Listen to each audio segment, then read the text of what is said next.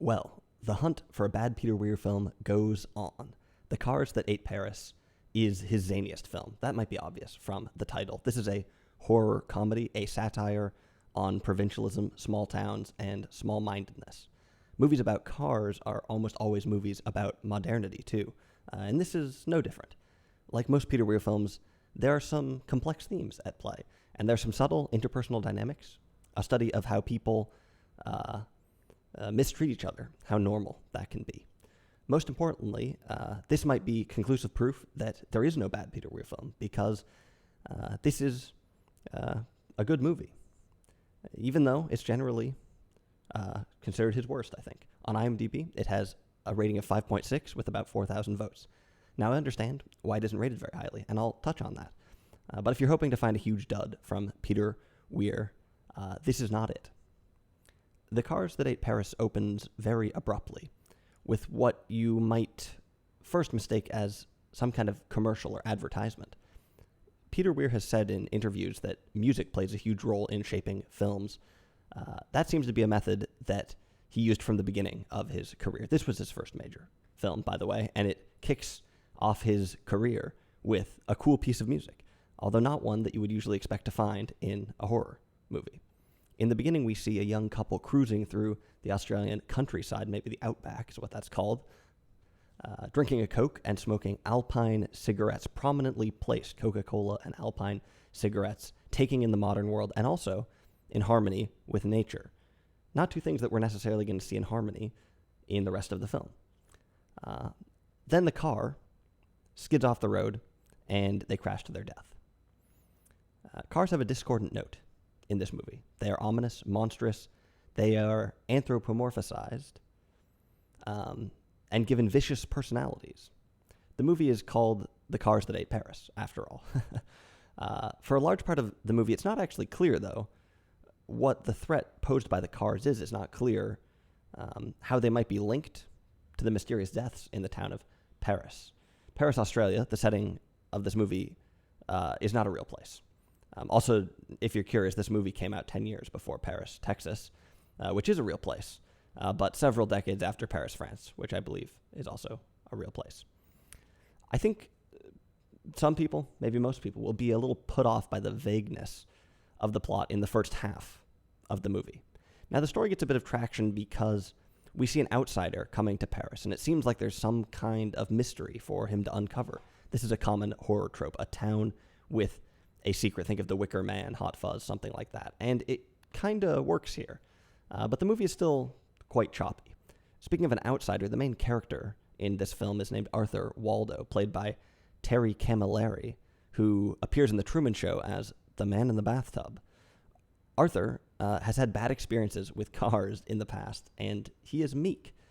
Many of Peter Weir's films feature someone who is estranged from social order, an outsider, whether this is the doctor in Master and Commander, who is a bit out of place with a bunch of uneducated and hypermasculine sailors, or maybe it's Billy Kwan from The Year of Living Dangerously, which I reviewed recently, who doesn't fit in with the white reporters, but maybe also doesn't fit in with the locals in Jakarta.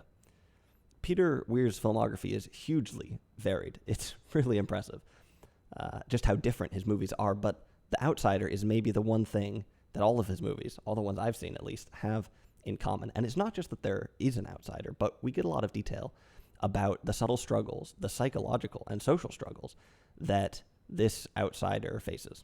The lack of empathy that insiders have, the unquestionable assumption that he should fit in, conform.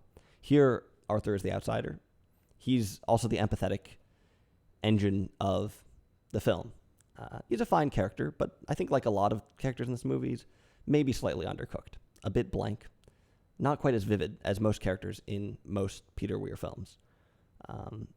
In a lot of these Town with a Secret movies, part of the fun is that the town has some real wackos in it. I mean that with as a term of affection. But that's maybe a bit at odds with what Peter Weir usually does in his films, which is have characters that are realistic. In this movie, he kind of tries a bit of both, and I'm not sure it entirely comes off. I don't exactly mean that as an indictment, but the characters are maybe a little flat in this movie. That said, the trip to Paris is a fun trip, without a doubt. It's fun to uncover this town. The dark undertones are cool and engaging. The greatest strength and also the greatest weakness of this movie are one and the same. Quirkiness. This is a very quirky film, which is not that common for Peter Weir, I guess. We've got a weird town. We've got weird people in it. We've got weird cars that are kind of ominous for some weird reason. It's not exactly clear why. We also have kind of weird style, actually. When I reviewed A Year of Living Dangerously, I mentioned that it seemed to be lacking in establishing shots and wide shots that show you where the characters are, what they're doing. It seemed like this was probably because the production had to pack up and go home halfway through filming the movie. But here we actually get a similar aesthetic, and this movie was filmed in Australia. They were already home. The movie feels maybe a little bit ungrounded because it doesn't have a lot of geographic coherence. Paris is not a very big town, and yet we don't really get a sense of where anything is. There's a main street, a house, a hospital, a hall, some fields, and crucially, the roads in and out of the town. These are all big parts of the story, big parts of the plot, but it's not obvious where any of these things are in relation to each other. And maybe this fits the story perfectly. Fits this sort of weird place. Some people have talked about the lack of geographic coherence in The Shining, for instance, and how that might have a similar effect.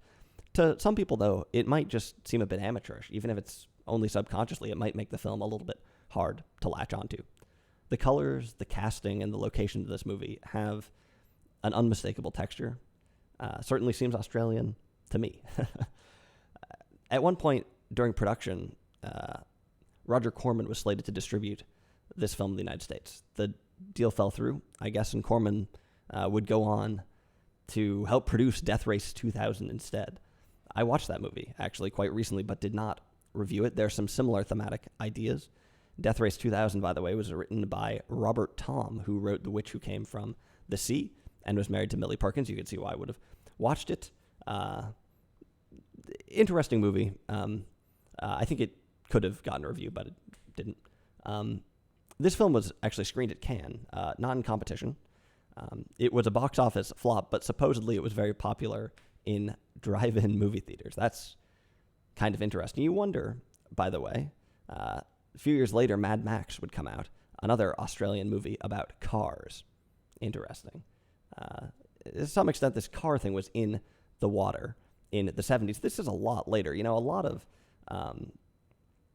the birth of the car, to some extent, the birth of the American teenager was much earlier in cinema land. If you want to watch a movie about anxiety about cars and teenagers, check out Rebel Without a Cause. It's kind of the paradigmatic example of that. This is in the 50s. What are we doing in the 70s talking about cars, being anxious about cars? I'm not sure, but there were a number of movies around this time that had this. It's interesting that in Australia, maybe there was a particularly strong connection out in rural Australia, where the car is particularly important, where it takes you from one town to another. There's one scene in the movie where Arthur takes a suitcase and decides he's going to walk from Paris. How's he going to walk from Paris? Not clear to me. The car is such an essential part of life, such an essential part of the development of these towns, it would seem. So maybe that's why there's some essential Australian context, but I'm not sure. Anyway, these themes I keep mentioning, what are they? Well, small-town provincialism is a big one. I mentioned that Arthur has trouble finding a foothold. He's an outsider. He has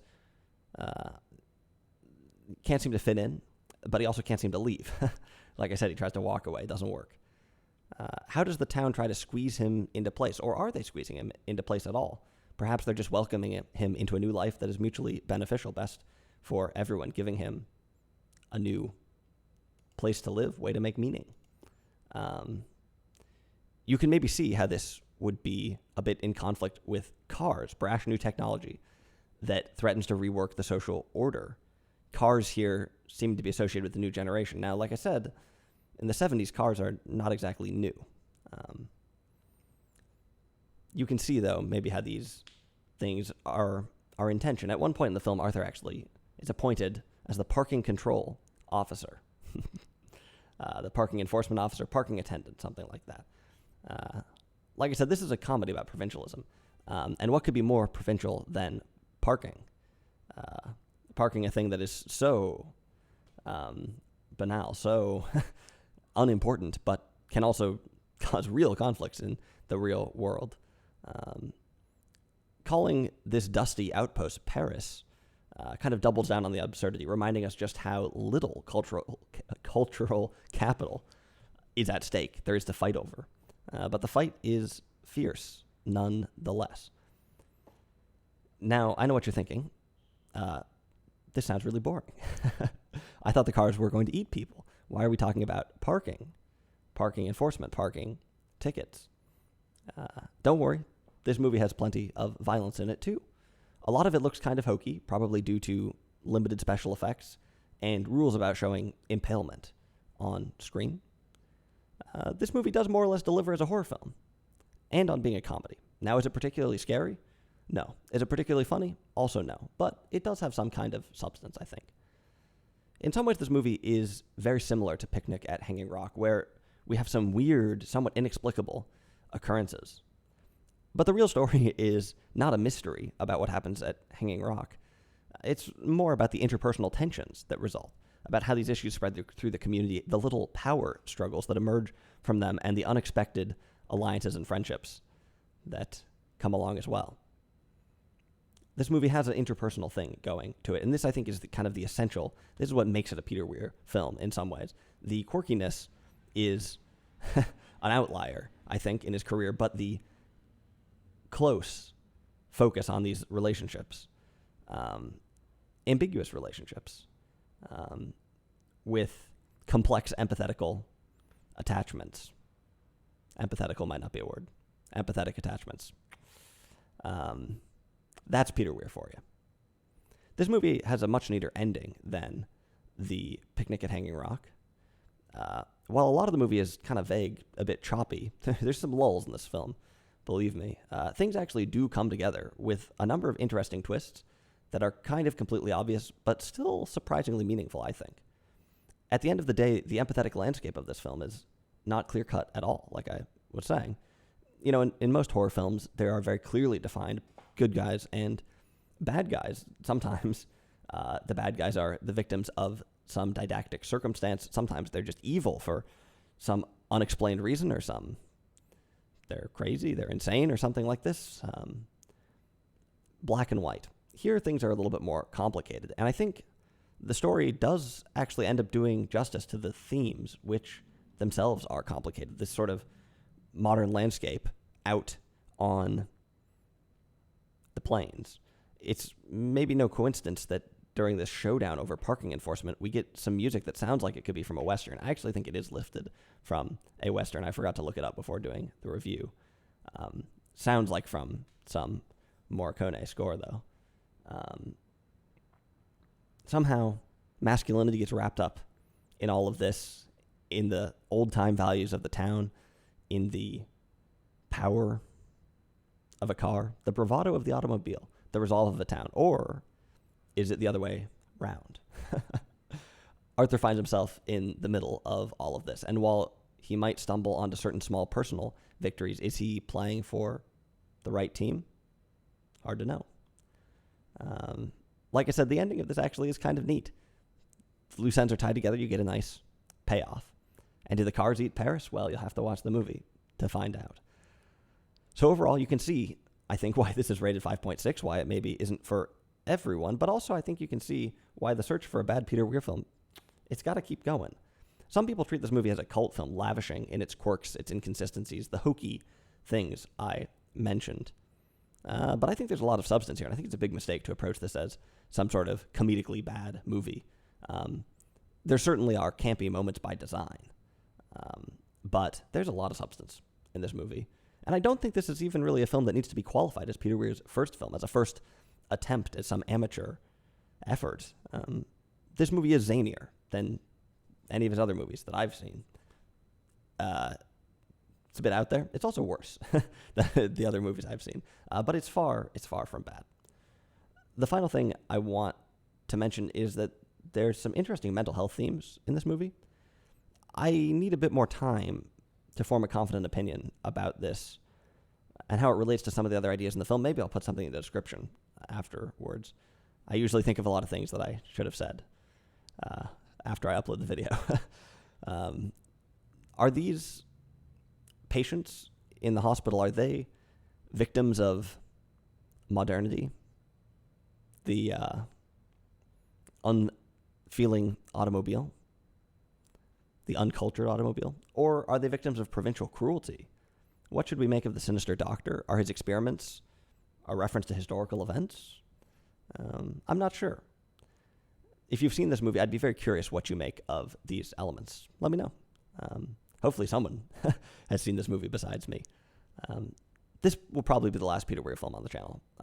By the way, of course, the man is still alive. So don't worry. We can still hold out hope that he makes a bad movie. I think he's still alive. He could drop a clunker in his old age, although I think he's more or less retired. So that's The Cars That Ate Paris.